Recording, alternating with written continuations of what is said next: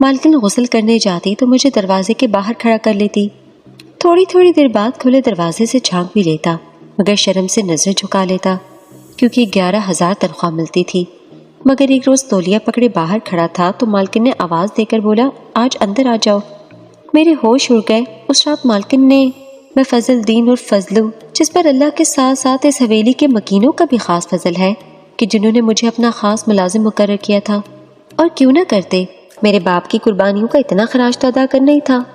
چودھری صاحب جب تک حیات رہے بارہا انہوں نے اس بات کا اعتراف کیا کہ اگر آج میں حیات ہوں تو یہ دین محمد کی قربانی کا نتیجہ ہے.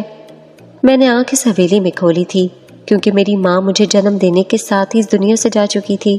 میرے باپ کے شب و روز چودھری کرم داد کے ساتھ شانہ بشانہ چلنے میں گزرتے. ایسے میں میری دیکھ بھال کون کرتا؟ یہیں اسی حویلی میں ایک بوڑھی ملازمہ کی زیر نگرانی پلنے لگا. ابھی 6 برس کا تھا کہ باپ نے بھی اپنے مالک سے وفاداری نبھانے کی خاطر مجھ سے اور اپنی زندگی دونوں سے بے وفائی کر ڈالی. وہ ہمیشہ کی طرح چودھری صاحب کے ساتھ تھے. شکار کھیلنے کے شوقین چودھری صاحب آج خود کسی کا شکار بننے جا رہے تھے. اگر انہیں اس بات کا ذرا بھی اندازہ ہو جاتا تو شاید وہ دفاعی حکمت عملی اختیار کر لیتے. مگر شکار سے واپسی پر معمول سے زیادہ تاخیر کے سبب اندھیرا پھیل گیا تھا اور گھنے جنگل سے نکلتے ہی گھات لگائے بیٹھے دشمن نے گاڑی پر فائرنگ کر دی. اچانک حملے میں گولی چودھری صاحب کے بجائے میرے باپ کو لگی اور وہ موقع پر ہی دم توڑ گیا. میں گمسم تھا. چلا چلا کر رونا بھی چاہتا تھا مگر میری آواز کہیں گم ہو گئی تھی، جیسے میرا باپ بھی گم ہو گیا تھا. صبر شاید میری گھٹی میں پڑا تھا اور ستم یہ کہ مجھے یہ بھی نہیں معلوم کہ مجھے گھٹی دی بھی گئی تھی یا نہیں، یا اگر دی بھی گئی تھی تو کس نے دی تھی. بہرحال زندگی کا کام گزرنا ہے سو وہ گزرتی رہتی ہے، رکتی نہیں ہے. اندر باہر کے ہر چھوٹے موٹے کام کرتے کرتے جب تھک جاتا تو حویلی کے پچھلے حصے میں پڑے پرانے سے تخت پر ذرا دیر کو سستا لیتا. وہی جگہ میری جائے پناہ تھی. رات برآمدے کے فرش پر بستر بچھا کر بسر ہوتی تھی. ہاں اتنا ضرور تھا کہ مالکن جب رات کو سونے جاتی تو کسی ملازمہ سے میرے بارے میں ضرور پوچھ لیا کرتی کہ فضلو نے کھانا وغیرہ تو کھا لیا نا، اور بس یہی جملے تھے جو مجھے اپنے خاص ہونے کا احساس دلاتے تھے. مالکن چودھری صاحب کی دوسری بیوی تھی، چہیتی، سر چڑی اور کسی حد تک نک چڑی بھی تھیں. چودھری صاحب کی پہلی بیوی جو ان کی ماموں ذات بھی تھی، عین جوانی میں ہی اس حویلی کو ایک عدد وارث دے کر کینسر جیسے موذی مرض میں مبتلا ہو کر اس جہاں سے رخصت ہو کر جا چکی تھیں. کچھ دن غم منانے کے بعد حسب روایت چودھری صاحب نئی اور من پسند دلہن بیاہ کر لے آئے. میں نے ہمیشہ یہی سنا کہ بڑی بیگم صاحبہ بہت حلیم الطبع اور غریب پرور عورت تھیں. ملازموں کو کبھی انہوں نے کمتر نہیں جانا بلکہ ان کے ساتھ حسن سلوک سے پیش آتیں. مگر شکل و صورت کی معمولی اور بڑے چودھری صاحب کی من پسند نہ ہونے کی وجہ سے ان کے دل پر راج نہ کر سکی تھیں. مگر یہ چھوٹی چودرانی صاحبہ ایک حسین مورت تھیں. حسن سے جتنا نوازا تھا رب نے سو نوازا تھا، مگر حسن اخلاق نامی کسی خوبی سے یکسر محروم ہی رکھا. بہت مشکل سے کوئی ملازم یا ملازمہ ان کی پسندیدہ فہرست میں شامل ہوتا تھا، وہ بھی بس ایک مخصوص وقت کے لیے. ان کا پسندیدہ بس وہی ہو سکتا تھا جو ہر وقت ان کے ہاں میں ہاں ملائے. وہ دن کو دن کہیں تو دن کہے اور رات کو دن کہیں تو وہ بھی دن کہے، اور اس حساب سے ان کی پسندیدہ شخصیت چودھری صاحب ہی تھے. پھر ایک دن ایک ایسا واقعہ ہوا جو مجھے بھی چودرانی جی کا پسندیدہ بنا گیا. اس دن عجیب زرد سی دھوپ نکلی تھی. مالی کیاریوں کی گوڑی کر رہا تھا کہ چودرانی بھی سر پر آ کر کھڑی ہو گئیں. باغبانی ان کا شوق تھا سو وہ مالی کو کچھ نئے پودے لگانے کے بارے میں ہدایت دینے آئی تھیں. کچھ پودوں کے نام انگریزی میں لے رہی تھیں. جب مالی کے کچھ پلے نہ پڑا تو انہوں نے ایک پرچی پر وہ نام درج کیے اور مالی کو بولا کہ جب بڑی نرسری پر پودے لینے جاؤ تو فضلو کو بھی ساتھ لے جانا. تم تو ان پڑھ ہو، یہ نام اگر تمہیں اور نرسری والے دونوں کو سمجھ نہ آئے تو فضلو سے پڑھوا لینا. یہ سن کر مالی نے طنزیہ کہا، چودرانی جی چھوٹا منہ بڑی بات، یہ فضلو کہاں کا بیرسٹر ہے جو پڑھ کر بتائے گا؟ اسے تو شاید اس کا نام بھی لکھنا نہیں آتا ہوگا. یہ سن کر چودرانی جی نے حیرانی سے میری طرف دیکھا اور پوچھا، فضلو تم اسکول نہیں جاتے؟ اور میں نے نفی میں سر ہلا کر گردن جھکا لی. اس واقعے کے ٹھیک 3 دن بعد آپا صغری نے مجھے ایک عدد بستہ، چند کتابیں اور نئی یونیفارم دے کر کہا کہ کل صبح تیار ہو جانا، تجھے اسکول جانا ہے. گاؤں کے سرکاری اسکول میں تیرا داخلہ کروایا ہے. اور مجھے یہ پوچھنے کی بھی ضرورت پیش نہیں آئی کہ یہ داخلہ کس نے کروایا. ہاں لیکن مجھے اتنا یاد ہے کہ اس رات مجھے خوشی سے نیند ہی نہیں آئی. دن بھر کا تھکا ہونے کے باوجود بھی نیند میری آنکھوں سے کوسوں دور تھی. مجھے لگا تھا کہ میری زندگی میں کل بہت بڑی تبدیلی آنے والی ہے، اور مجھے بالکل ٹھیک لگا تھا. میری زندگی واقعی بدل گئی تھی. وہ گاؤں کا عام سا خستہ حال سرکاری اسکول تھا، مگر مجھے کوئی انوکھا جہاں محسوس ہوا اور 9 برس کی عمر میں اسکول میں قدم رکھنے کی وجہ سے اپنے سے کم عمر ہم جماعتوں کے ساتھ بیٹھ کر کچھ عجیب سا محسوس کر رہا تھا کہ مجھے ایک آواز اپنے عقب سے سنائی دی، ارے یہ فضلو ہے، لگ تو فضلو رہا ہے۔ آواز کس کی تھی یہ تو مجھے اندازہ نہ ہو سکا، مگر اس آواز کی بازگشت تا عمر مجھ میں گونجتی رہے گی یہ مجھے اچھی طرح معلوم تھا۔ خیر جیسے تیسے میں تعلیمی مدارج طے کرتا رہا، نہ تو میں پڑھاکو تھا نہ ہی بہت نالائق، بس اوسط درجے کا طالب علم رہا۔ درجہ ہشتم تک ہی پہنچ پایا تھا کہ چودھری صاحب کی علالت کے باعث میرا تعلیمی سلسلہ منقطع ہو گیا۔ چودھری صاحب بستر پر کیا پڑے کہ سارے معاملات ہی الٹ پلٹ ہو گئے۔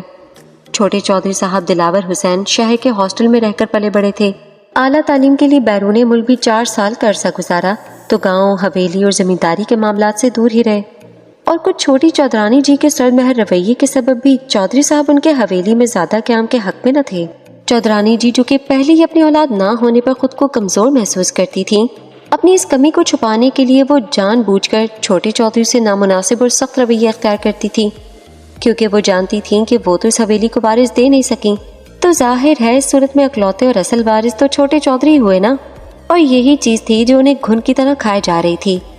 اسی گھن چکر میں وہ نت نئے منصوبے بناتی رہتی تھیں جس میں وہ اکثر ناکام ہی رہتی تھیں۔ ساری زندگی انہوں نے باپ اور بیٹے کے درمیان رنجش اور فاصلہ پیدا کرنے کی کوشش کی تھی، مگر خاطر خواہ کامیابی حاصل نہ کر پائی تھیں۔ یہ سب باتیں میں اس لیے بھی جانتا تھا کہ تعلیم کو خیر بات کہنے اور چودھری صاحب کی بیماری کے باعث اب دھیرے دھیرے میں چودرانی جی کے قریبی ملازم کی حیثیت اختیار کرتا جا رہا تھا۔ اس بات کا ذکر ایک بار چودھری صاحب نے بھی کیا تھا کہ لے بھائی فضلو، تو بھی اب اپنے باپ کی طرح ہمارے لیے خاص ہوتا جا رہا ہے، بس فرق اتنا ہے کہ تیرا باپ میرا خاص تھا، بازو تھا میرا، اور تو اپنی چودرانی جی کا خاص چمچہ بنتا جا رہا ہے۔ وقت کے ساتھ ساتھ چودھری صاحب کی بات درست ثابت ہوتی چلی گئی، میں چودرانی جی کا دست خاص بنتا جا رہا تھا۔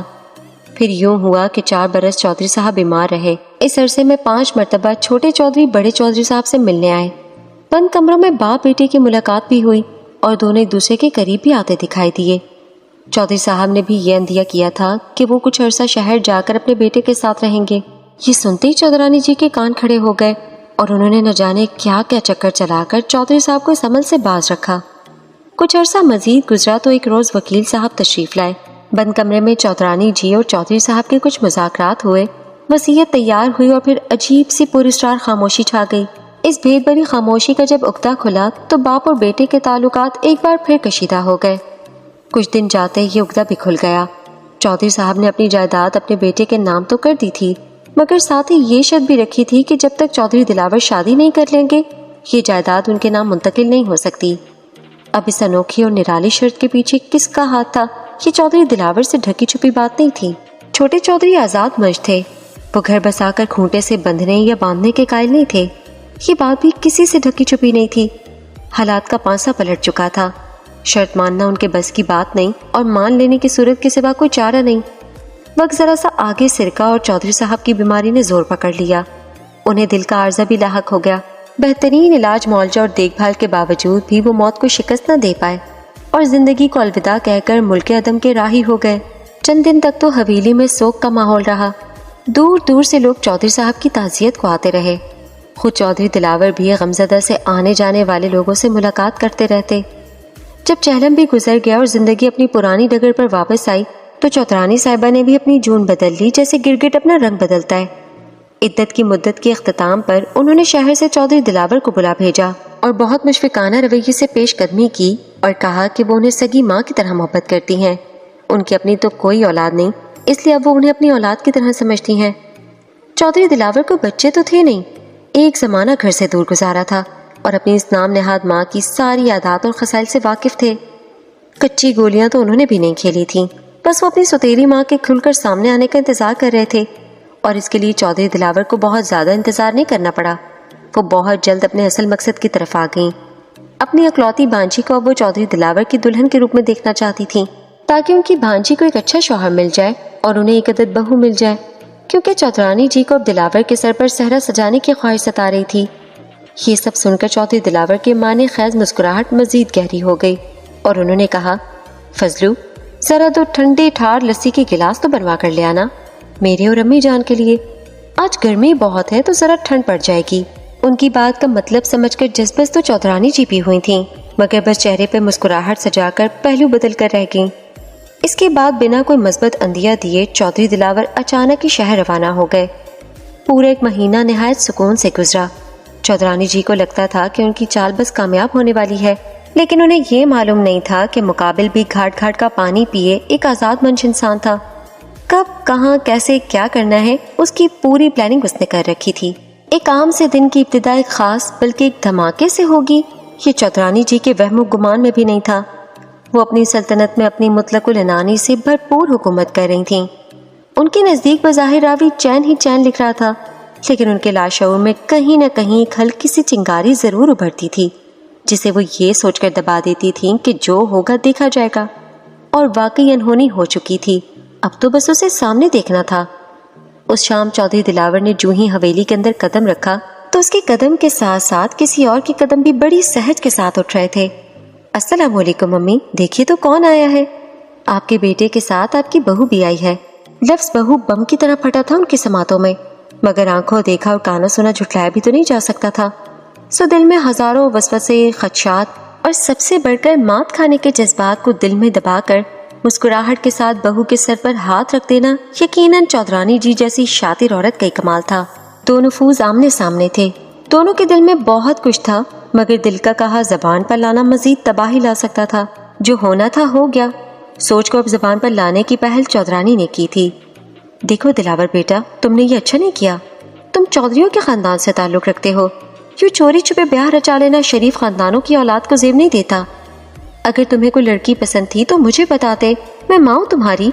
ارے اس شان سے رشتہ لے کر جاتی اور اس دھوم سے شادی کرتی کہ دنیا دیکھتی، مگر تم نے تو ہمارے سارے ارمانوں پر ہی پانی پھیر دیا۔ تمہیں یاد ہے نا کہ تمہارے بابا کو تمہاری شادی کا کتنا شوق تھا۔ یہ کہہ کر وہ دوپٹے کے پلو سے آنکھوں کی نمی کو پوچھنے لگیں۔ اب کی بار چودھری دلاور کی باری تھی۔ اس نے اپنی جگہ سے اٹھ کر چودرانی جی کے برابر والی نشست سنبھالی اور ایک اچھے بیٹے والی کمال اداکاری کرتے ہوئے کہا، امی جان یقین کیجیے، میری شادی آپ اور بابا جان کے ہاتھوں ہونا میری خوش بختی ہوتی، مگر میں تو اتنا بدبخت ہوں کہ اس خوشی سے محروم ہی رہا۔ بات دراصل یہ ہے کہ پلوشا اور میرے اسٹیٹس میں زمین آسمان کا فرق ہے، سو آپ اور بابا کبھی بھی نہ مانتے، شاید اسی لیے ہم نے سال بھر پہلے ہی نکاح کر لیا تھا۔ میں نے جب آپ کو بتانے کی کوشش کی تب تک بابا کی بیماری طول پکڑ چکی تھی، ان کی حالت کے پیش نظر میں چپ رہا، پھر بابا چلے گئے اور انہوں نے وہ شادی والی شرط رکھ دی۔ میں جب بھی چپ رہا، پھر جب آپ نے کہا کہ آپ میری شادی اپنی بہن کی بیٹی سے کروانے کے خواہش مند ہیں تو میں نے مزید اس معاملے کو لٹکانے کے بجائے آپ کے سامنے ظاہر کرنا ضروری سمجھا، تاکہ آپ بھی ایک بہو کو پا کر خوش ہو سکیں اور میں بھی مطمئن ہو جاؤں کہ میں نے اپنے والدین کی خواہش پوری کر دی۔ اب آپ کی بہو ہے یہ، اسے آپ کی خدمت کے لیے کچھ عرصہ آپ کے پاس ہی چھوڑے جاتا ہوں۔ بابا کے جانے کے بعد آپ کو بھی تنہائی شدت سے محسوس ہوتی ہے نا، تو آپ کا دل بھی بہلا رہے گا۔ اب تو آپ خوش ہیں نا، ناراض تو نہیں ہے نا مجھ سے؟ دلاور نے بہت گہری مسکراہٹ سے کہا۔ چودرانی جی نے غائب دماغی سے سر کو اس باتی انداز میں جنبش دی اور ان کی سوچ کہیں دور پہنچی تھی۔ اب وہ تصور میں اگلا لاہ عمل طے کرنے میں مصروف تھیں۔ پلوشا مالکن اتنی خوبصورت تھیں کہ جتنی چودرانی جی اپنی جوانی میں ہوا کرتی تھیں، بلکہ شاید اس سے بھی بڑھ کر کہ جو دیکھے دیکھتا رہ جائے، مگر پھر بھی کچھ تھا جو عجیب تھا۔ میں جو چودرانی جی کا خاص تھا اب ہر بار کی چھوٹی مالکن کے آگے پیچھے پھرتا پایا جاتا تھا۔ جانے کون سی کشش مجھے ان کی طرف مائل کرتی تھی۔ وہ بھی مجھ سے مانوس ہو چلی تھیں، مگر وہ بہت کم گو تھیں، ناپ تول کر بولتیں، بیٹھے بیٹھے کہیں کھو سی جاتیں، میرے علاوہ کسی بھی نوکر چاکر سے بات نہیں کرتی تھیں۔ چودرانی جی سے تو گویا وہ چھپتی پھرتی تھیں۔ دوسری طرف وکیل کے پاس اپنی شادی کی دستاویز جمع کرانے کے بعد چودھری دلاور اب جائیداد کی اپنے نام منتقلی کے مراحل بہت تیزی سے طے کر رہے تھے۔ اتنی تیزی سے وقت گویا چودرانی جی کے ہاتھوں سے نکلتا جا رہا تھا۔ وہ اپنی عقل کے سارے گھوڑے دوڑا رہی تھیں، لیکن کوئی سرا ان کے ہاتھ نہ آتا، ماں سوائے دلاور کی یوں بآسانی اپنی دلہن کو ان کے پاس چھوڑ جانے کے۔ دوسری طرف میری اور چھوٹی مالکن کی دوستی دن بدن گہری ہوتی جا رہی تھی۔ میں 9 عمر تھا اور وہ بھی شاید میری ہم عمر ہی تھیں، جو مجھ سے بات کرنے میں آسانی اور سہولت محسوس کرتی تھیں۔ مجھ سے میرے بچپن اور میری زندگی کے بارے میں کریت کر سوالات کرتیں، اور خاص کر میرے بہن بھائی اور ماں کا میرے ساتھ کیسا رویہ رہا تھا، یہ سوال وہ ضرور پوچھتی تھیں۔ مجھے ہر روز چھوٹی مالکن کا اس طرح مجھ سے سوالات پوچھنا اکثر الجھن میں مبتلا کرتا تھا۔